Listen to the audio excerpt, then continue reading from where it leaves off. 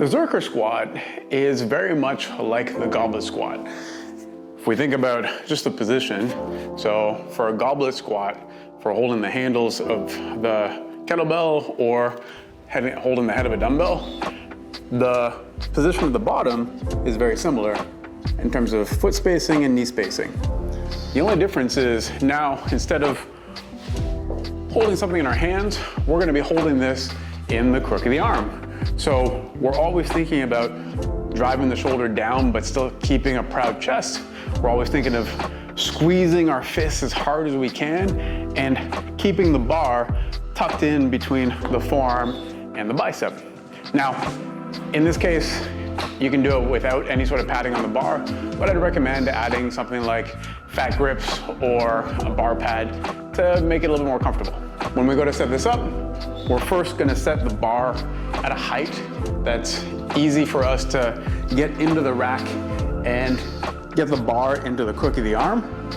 We're gonna squeeze our fists and bring the bar close to us, so creating tension. And then I'm gonna pull my shoulders down away from the ears, and then keeping in my proud chest, unrack the bar. I'm gonna walk it back, assume my squat stance, stay tall, and then I squat.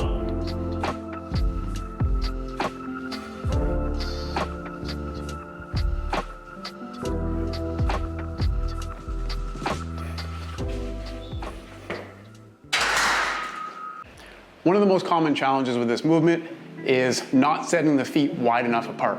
So if they're too close, when we go to squat down, we feel like we're gonna run into our thighs or we just can't get down. So the feet have to be wide enough in order for our elbows to sneak in between them in the bottom position. So making sure that we have enough space. We also want to resist the urge to let the bar pull us forward. We need to keep the bar close and high so that when we're down in the bottom, we have a strong back position to come out of the bottom position. And that's one of the main benefits of this movement, is building up our upper back strength and position to resist being folded over with heavy weights in front of us. So it's really important that we are still staying tall and not allowing the weight to dictate where our position goes.